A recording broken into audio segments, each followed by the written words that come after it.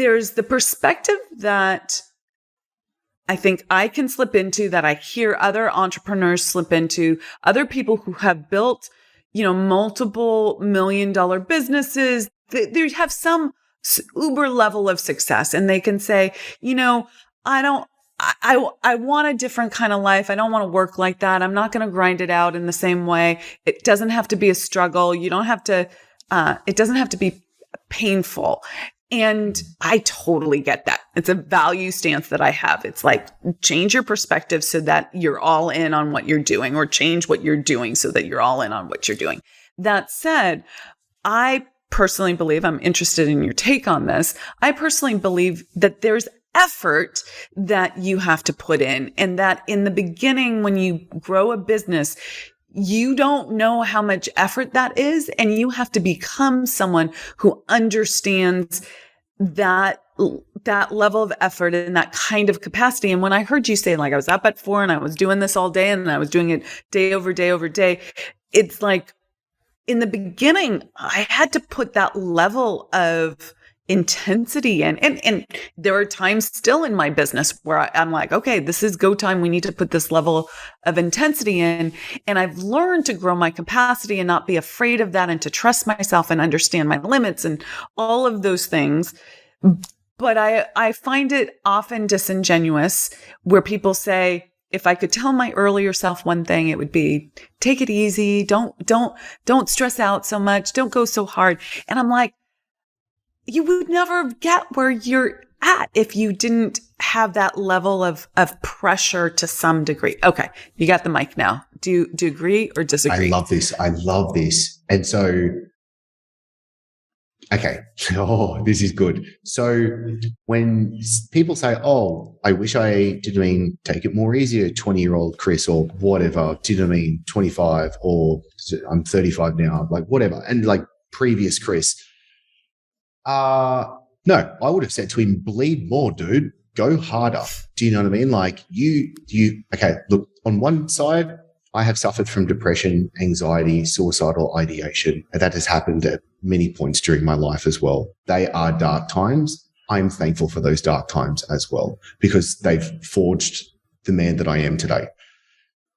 And so I think with so many great questions, the answer is best held by having the strength to hold the tension between the paradox.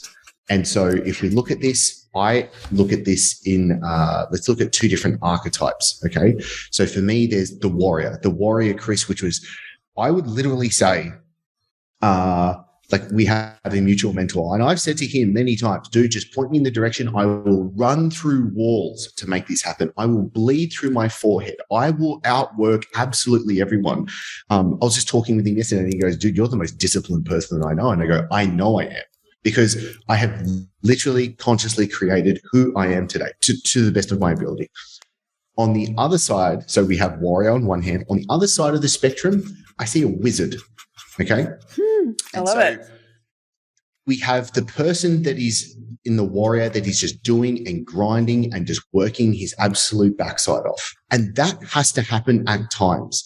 On the other side, there's the wizard, which he has the ability to sit back and strike his staff at the exact right time with minimal effort, yet the entire world changes. And so for me, I've got a friend, and he actually says, like, there's levels to like entrepreneurship, and it's you're an employee, then you're a manager, then you're a business owner, then you're an entrepreneur, then you're an investor, and then you're a wizard. And he goes, if you find yourself working too hard, you're a shit wizard. And I was like, there's some real truth to that, because we have to understand that there's ebbs and flows, there's chapters to life. There's going to be times that are very hard. There are going to be times where things are much easier. And for me, I very much actually literally picture in my mind, I'm a mountain, and a mountain is able to sit strongly in his foundation. The storm can rage around him, but he's unmoved. And so for me, I want to be able to sit in that strength and be able to have equanimity throughout the ups and the downs. Like, Amira, last Thursday was the closing date of the business. So I literally jump on a meeting, a Zoom call with Jameen, the head of the team. we had to do a bunch of stuff. So they were kicking me out of platforms like Slack and Asana and like security passwords changing and all of that stuff, right? Didn't take that long. Then we said our thanks and everything like that. I was like, peace out, close the Zoom call, done. 100% exited from the business. Absolutely, like, that's it for me.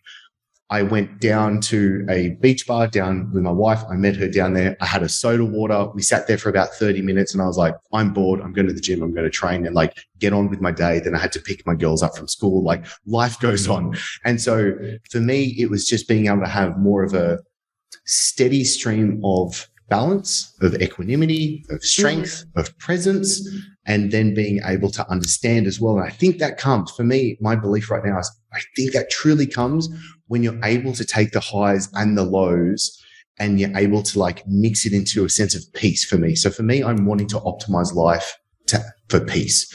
And so when it comes to the pain, it's accepting the pain and it's looking into it. It's going into it. It's asking it, why is this actually coming up? And then being able to have the level of awareness to make the right decisions moving forward. Because I was in deep pain before selling the business, and very thankfully I'd done the right things to get to the point to be able to then actually sell it so quickly and so easily. And like, it was a dream come true sale. So for me, it was very much a case of being able to understand or accept. I think accept. I think there's two words that come to me. Acceptance of what is, because that's reality. And I think stress only really comes when you're not accepting what reality is. Two, I think there comes a level of grace when you're able to lean back and let go of the stories that you're trying to tell yourself, because that non-attachment, that dropping of the story is the basis of the problems that we're going to have. Have you ever asked yourself, how do I grow my business without simply working harder? After all, there's only so many hours in the day. Being a smart, driven female entrepreneur doesn't always give us the results we desire. That's why I'm hosting a 3-day virtual event to walk you through exactly how to achieve your goals faster than you ever thought possible. The Unstoppable Woman Summit is designed to help you break through the invisible barriers of success and scale. This November, in just 3 days, I'm going to be giving you the exact roadmap that you need to dramatically increase your income without the burnout.